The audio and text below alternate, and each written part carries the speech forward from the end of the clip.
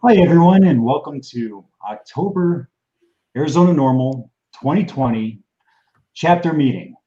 We've got a special lineup here tonight, but we've got a lot on the agenda that we have to talk about. One of the big things that I'm sure everyone is talking about right now is Prop 207 and Smart and Safe. And we're going to get to that a little bit later, but right now we're going to start off by turning it on over to Todd Gilchrist, our Deputy Director.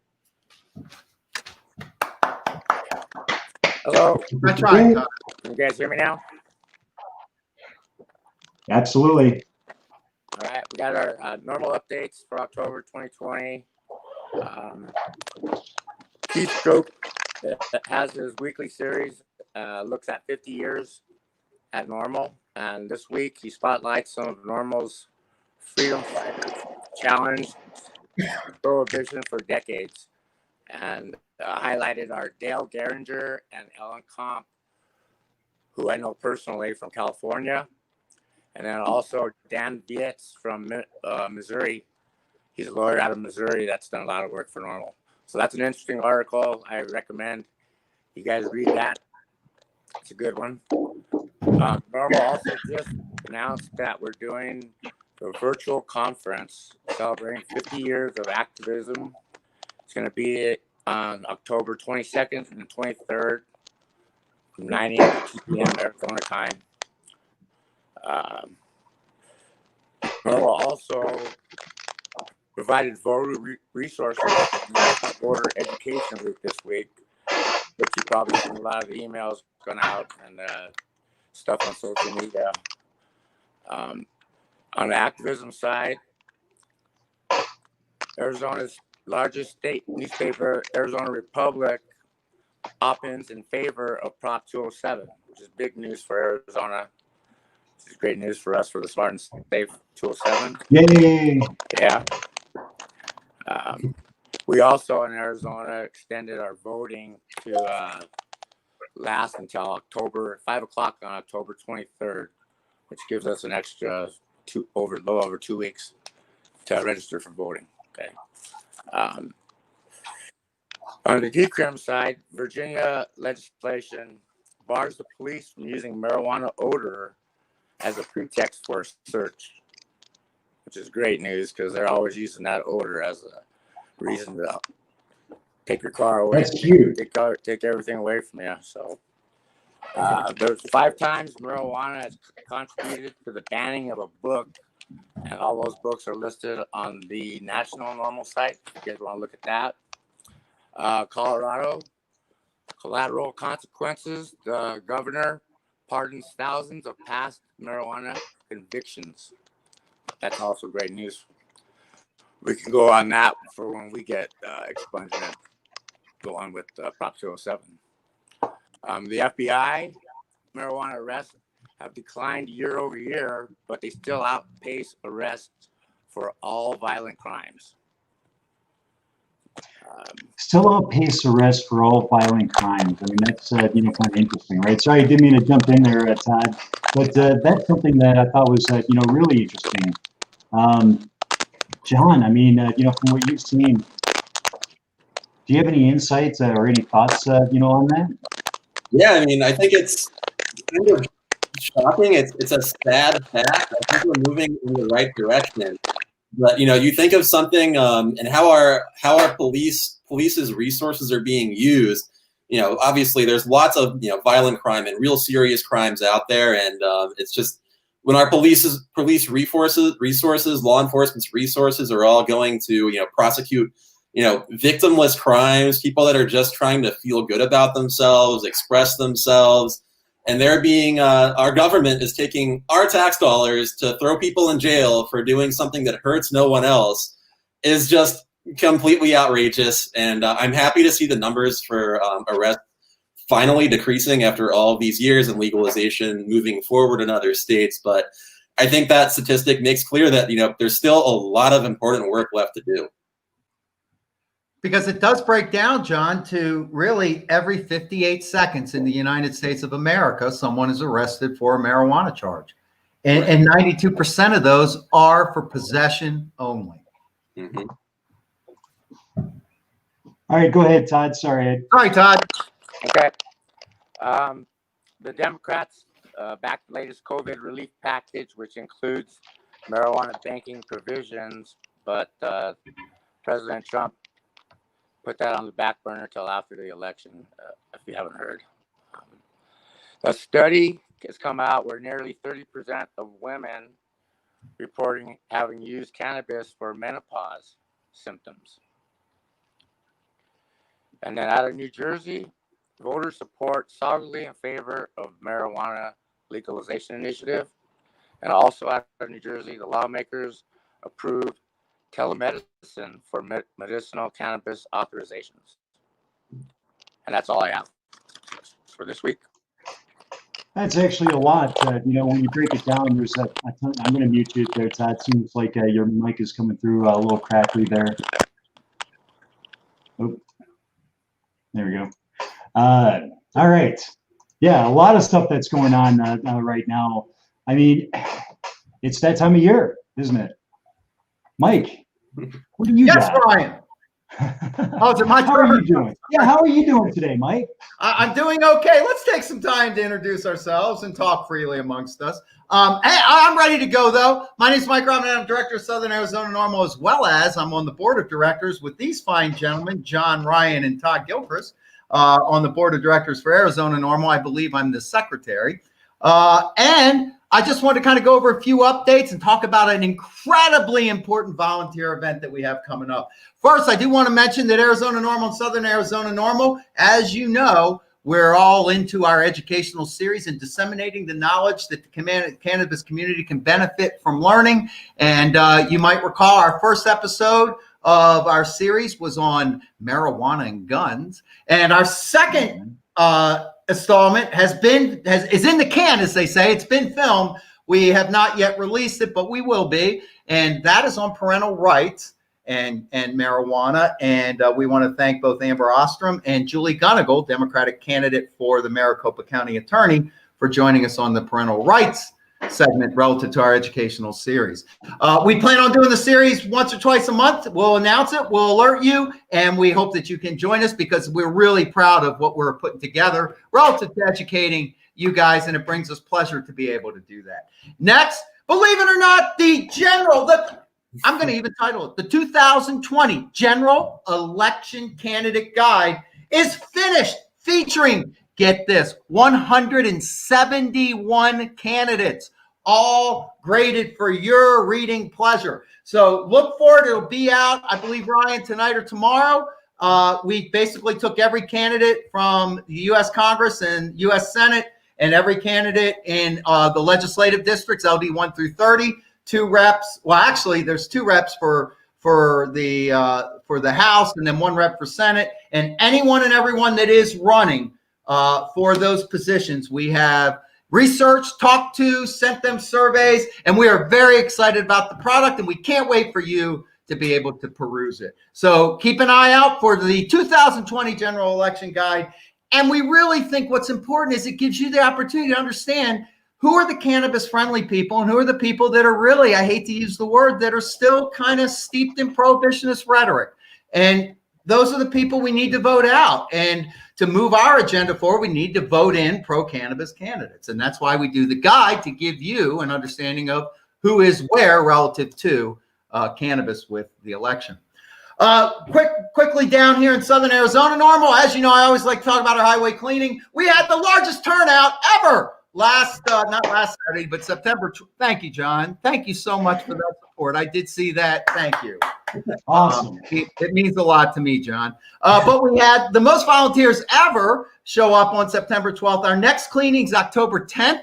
I didn't realize it. It's this Saturday. And we're moving the date back for those of you who like to sleep in because the weather's cooled a bit. We'll be cleaning Campbell Avenue between the Rito River and Fort Lowell at 8 a.m. this Saturday. So if you're in Tucson and you have nothing else to do, show up. We'll give you a picker-upper and help us clean Campbell Avenue. And I'm always excited about that. It's really great to reform marijuana laws, but it's equally nice to give back to our community. Also down here, real quick, we have made major inroads with the Tucson Weekly, our equivalent of the Phoenix New Times. We've been interviewed for 2 articles on the MORE Act, and I'm really excited to say that National NORML was able to hook up the Tucson Weekly with Rick Steves, and Thursday of this week, Tucson Weekly we'll of course put it out on social media. We'll have Tucson Weekly be interviewing Rick Steves relative to legalization. So we're really excited that we were able to pull that together as well. I did an interview with KOLD TV today relative to Prop 207. And so the media and things are starting to kind of pick up in the month of October. And now I want to talk to you quickly, but sincerely, about phone banking. I've been phone banking down here for 5 weeks now. We've had volunteers down here, but our phone banking at that time was really just assessing and ascertaining support relative to Prop 207 and try to encourage people to sign up for the PEVL list, the permanent early voting list. Our phone banking now is shifting. We're going to start a new phone bank, and we're going to do the phone bank right now twice a week, Thursday from 5 to 7 and Saturday from 11 to 1. And right there is a link to go and actually sign up to phone bank. We're actually getting help from the Campaign Strategies 360 as well as Justin Streckel with National NORML. Now here, if you've ever done a phone bank before, let me tell you why this is going to be different, and it's going to feel much more like you're really accomplishing something. We're going to be using an app that does predictive dialing. And what that means is if we have 10 volunteers doing the phone bank, we can probably talk to between 10 and 30 people an hour due to the predictive dialing and how that works. So in other words, you're not dialing yourself. You're waiting for the program to connect you, and it works a lot better. And we can really, really cover some ground with predictive dialing. So we're very excited to have that happen, but we do need volunteers to do it. 2 of us doing predictive dialing phone bank will not really work out. We need at least, and this is from National NORML and the campaign, we need at least 10 people per phone call to make this be effective. I look at it as phone banking is probably one of the easiest low impact volunteer events that you can do while taking ownership in legalization. Because I'm going to be totally honest at this point. It's October 6th. The election is over November 3rd. We're planning on all we do is eat, drink, and breathe Prop 207 and legalization with Southern Arizona NORML and Arizona NORML. But we need all hands on deck at this point. We have 1 month to win legalization. And the thing is, it's right there for us to take. But we have to do our due diligence to make it happen. And part of that is legitimately taking ownership in legalization. And all that means is we need you to volunteer and to help us. If you can just show up to help us with a phone bank, that is great for us. And it really is a way. Phone banks have been proven in campaign after campaign to be incredibly effective relative to getting people to commit to voting, in this case for Prop 207. We will keep you informed. We plan on the first phone bank to be this Thursday at 5, from 5 to 7. My understanding is there will be a short 15-minute training at 4:45 because there is some nuance to this program that makes it a little harder to just understand relative to the one we were using for PEVL and for our PEVL calls. You do need it's easier if you have a PC, a tablet, or an iPad. Because what you could do is you kind of link your phone to the computer, and then the predictive dialing kind of does the work for you. And then all you do is talk to people. I can tell you, having done a traditional phone bank versus predictive dialing, for those of you that have done traditional phone banks, the ones I've been doing for each Saturday in the past, I connect with about 3-5 people an hour. So this is much bigger and a much better way of getting our word out. So we'd love to have you join us. Again, phone bank this Thursday, 5 to 7. You can go to that link that you see on the screen to sign up, and we'll be communicating with you as well. And then Saturday, 11 to 1, our hope is to be consistent. Then it will be next week, Thursday, 5 to 7, Saturday, 11 to 1. So we're all on the same schedule, and we all now. And I will say this. If I'm promoting this, I will be doing it with you. National NORML is recruiting chapter leaders and chapter board members to help us out. And all chapters email went out today encouraging everyone affiliated with NORML across the land to help us with phone banking. So we're excited, we're fired up, and we know that this is one way that we can together take ownership, and legalize with Prop 207. And with that, thank you so much for your time, Brian. I'll hand it back. Thanks, Mike. Yeah, it's all these little pieces coming together, can make up the bigger whole. And all these little activities that we're doing, with volunteers around the board are all part of, what is going to bring legalization here to Arizona. And that's what we all want, right? Prop 207, well, it's absolutely not perfect, and we recognize that it has so many different benefits to it. In fact, one of the things that, is a main point is the revenue that's going to be generated from the initiative itself here, and the job creation too. Mm-hmm. So with that, I think I'm going to turn it on over to John here to talk a little bit more in depth about, some of these points. Yeah, so happy to be here. First of all, thank you, Ryan. Thank you, Mike. Thank you, everyone at home. NORML really is a grassroots organization in every sense of the word, and everything that we do is ineffective without your support. So we really need you to hit the ground running with us for the next month while we try to push Prop 207 over the finish line. And I just want to reiterate, we are on the verge of making history in Arizona. NORML was founded in 1970. That's 50 years ago. A lot of people before us have put in a lot of effort to get us where we are right now, which is to the point where there's virtually, we are right on the verge of bringing this over the finish line. And I just want to say, this is, like Ryan alluded to, some people are a little bit unhappy with some things, but Prop 207 does a lot of good, and it'll make a big difference in your lives and in the lives of many people that you care about. It lets you possess up to an ounce of marijuana legally. It lets you grow up to 6 plants. You can have 12 in your house if you have 2 adults. It's going to generate a lot of revenue. It's going to create a lot of jobs in the industry. We see that every year. The legal cannabis industry generates more jobs. It generates more revenue. We want to see all of that come to Arizona. So we're on the verge of doing it. We think we're going to get there, but we've really got to have everyone here chip in. Speak to your friends. Speak to your family members. Speak to your neighbors. Be sure to join us on the phone banking. If you have any questions about that at all, reach out to us on social media. We'll be right there to get back to you and do whatever we can to help you support the goals that we all care about. So with that, I'd like to share a little quote with all of you that I've been kind of digging some inspiration from myself as I've been trying to pay the bills while doing everything I can here to support the cause. And it's a quote by Teddy Roosevelt, the man in the arena. It's not the critic who counts. It's not the man who points out how the strong man stumbles, where the doer of deeds could have done them better. The credit belongs to the person who's actually in the arena, whose face is marred by dust and sweat and blood, who strives valiantly, who errs, who comes short again and again, because there's no effort without error and shortcoming, but who does actually strive to do the deeds, who knows great enthusiasms, the great devotions, who spends themselves in a worthy cause like we're all fighting for here, who at best knows in the end the triumph of high achievement, and who at the worst, if he fails, at least fails while daring greatly, so that his place shall never be with those cold and timid souls who know neither victory or defeat. So please come in, join us in the fight.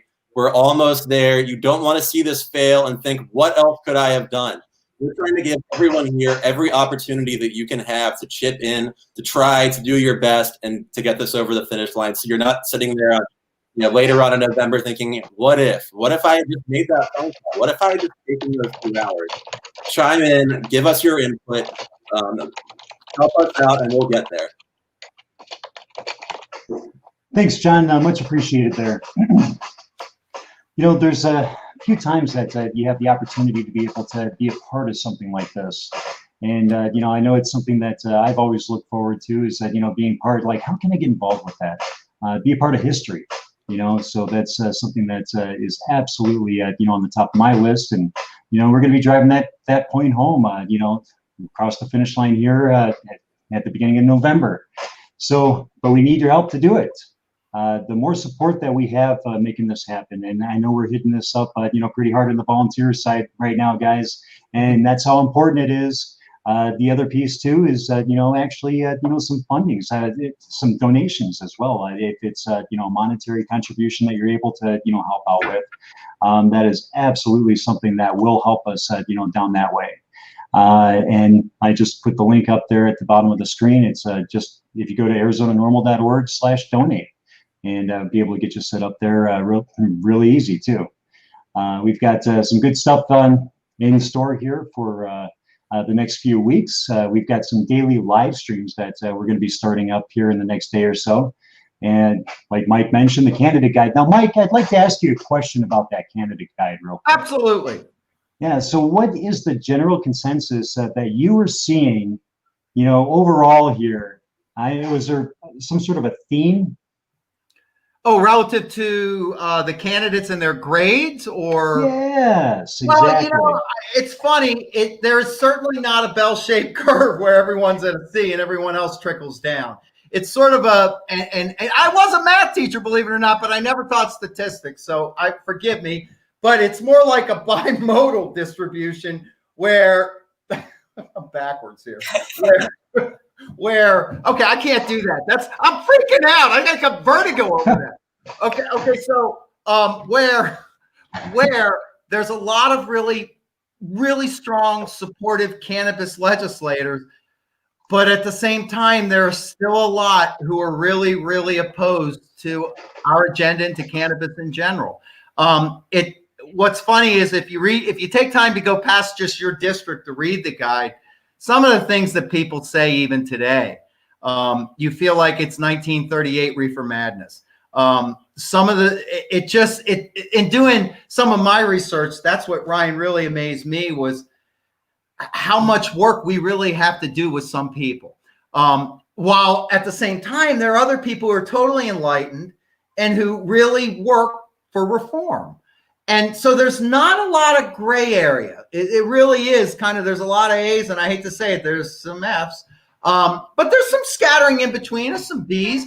What really you'll find is it's a core group of people who are always kind of on the prohibitionist side. They're always the same people sponsoring bills. You'll see relative to, for example, the bill that freaked us all out. Well, it didn't freak us out, but we were like, what the, was HCR 2045. You might recall that was Speaker Bauer's attempt at creating a medical marijuana hemp program by capping the THC limit to 2%.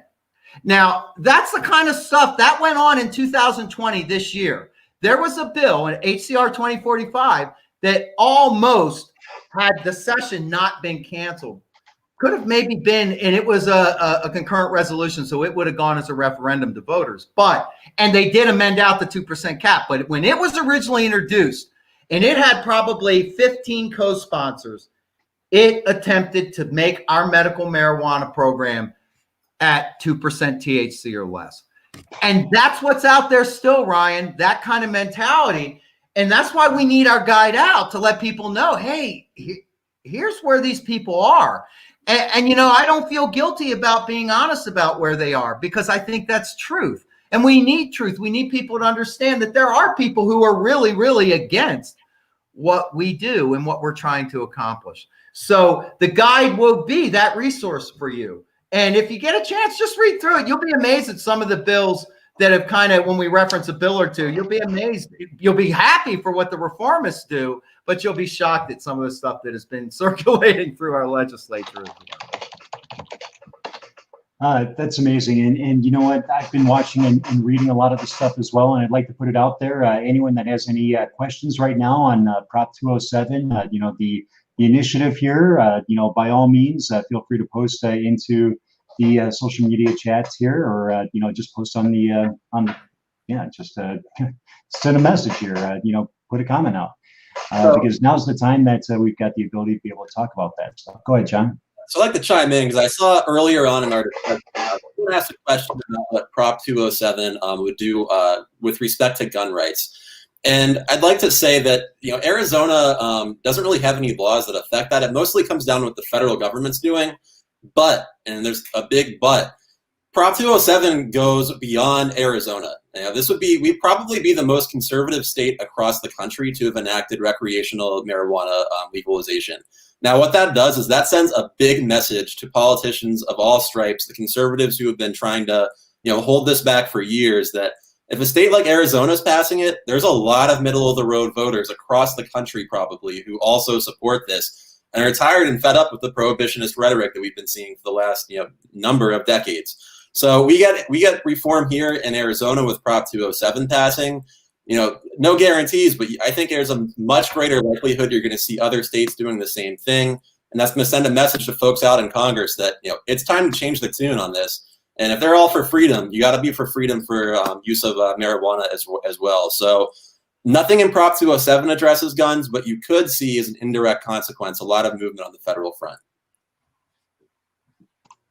Awesome, thanks, John. And another point I'd like to bring up is, talk a little bit about, the protections that are put into place, with Prop 207, because it goes a lot deeper than just being able to, grow and do some home cultivation here, right? Mm-hmm. What exactly does that look like? What are some of the, core, pieces that, that Prop 207 provides? Sure. So I'll speak to at least two of those. I recommend that everyone go out, read the publicity pamphlet, become informed, read the, the fine details and everything. But there are two big points that I think are worth bringing up. One of those is that if Prop 207 passes, the scent of marijuana will not be will not be enough for the police to come and search your house, search your vehicle. So I think that's really a pretty important thing. I think we have a little bit of that right now with medical marijuana if you're a patient, but that could cut back on a lot of unjustified searches and seizures affecting marijuana and potentially other things in your house. So that's number one. Number two, I mentioned vehicles before. There's another pretty significant piece in here about DWIs. So there's been a lot of debate over the years about how to test people for THC, whether they're getting intoxicated or not. There really is no good test for it. So what Prop 207 will do is make it so just having THC metabolites in your system will not be enough to give you a DWI. Police officers will also need to show, and prosecutors, that you were impaired to the slightest degree. So let's say you smoked some pot 5 days ago. You get pulled over. The officer just says you're driving erratically, and who knows whether or not you were or you weren't. There's a lot of people that get pulled over just for traffic stops because the police feel like it. Now they'll have to actually show that you were impaired. So that's a pretty significant protection that I think a lot of people on here could see some benefits from. So yeah, like you say, Ryan, the benefits of this bill really do go beyond just being able to possess marijuana and being able to cultivate in your house. It really goes a big way towards just getting unjustified police harassment out of your life and letting you live with a little more peace of mind. And I think that's something that's very valuable to me personally, and I imagine to a lot of Arizonans. Absolutely. And, if anyone, go ahead, Mike. No, I just wanted to speak to one other issue relative to rights to as a concomitant to what John was saying. And I'm going to read you the language straight out of the initiative. And this is relative to, we don't abrogate our rights by cannabis use. So what it does is it, in essence, it creates parental rights as well as professional license right. For example, I used to be a certified teacher. In a Proposition 207 world, my cannabis use, I can't lose my certificate over that. The only certificate that you could still lose would be one that would be federal because of, again, the dichotomy of federal prohibition and states. But here is the language, and I have it, and I always carry it around with me because it's important. It just simply says, cannabis cannot be used to justify the imposition of penalties of any kind under the laws of this state or any locality, or for abrogating or limiting any right or privilege conferred or protected by the laws of this state or any locality. So it's our hope that Prop 207 will go a long way in ameliorating problems with Department of Child Services, issues with parents having their rights taken away from them relative to kids. And so relative to rights, it's huge that we'll have these protections of our rights with Prop 207. Very good point, Mike. And if anyone has any questions out there on Prop 207, by all means, we've set up a toll-free number. Give us a call. Leave us a message. We'll get back to you.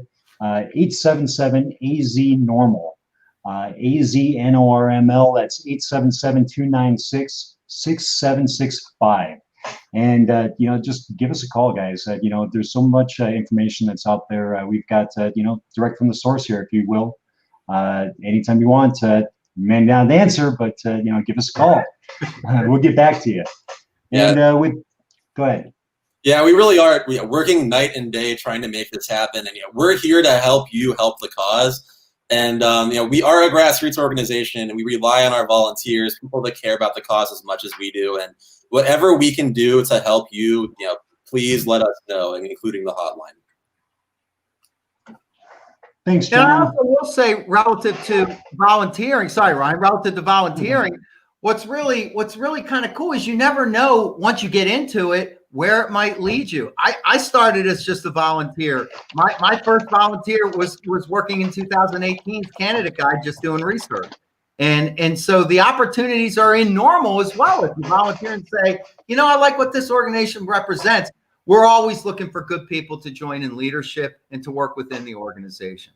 And the fight doesn't end with Prop 207. No. 7 is the first step. We've got a lot of work to do afterwards trying to implement this. A lot of things people are complaining about as imperfections or things we can work out through regulations. So, the fight is going to be a big milestone, but it's not the end all be all. So please get involved now, and the opportunities are endless for you. And we like to have fun too, guys. It's not all about just work our butts off. It seems like we only work our butts off when we've got election coming up here. When it's time to legalize, right? But all right, guys. You know what? Thank you all for your time tonight. This has been a wonderful conversation, and we are going to probably have a couple special events coming up here over the next week or so. So we'll definitely be sure to let everyone know that we've got something on the calendar when we do, and we look forward to seeing everyone in person. As soon as COVID finally lets up. Until that time, a celebration of 207. Absolutely. Thank you all. Everyone have a great night.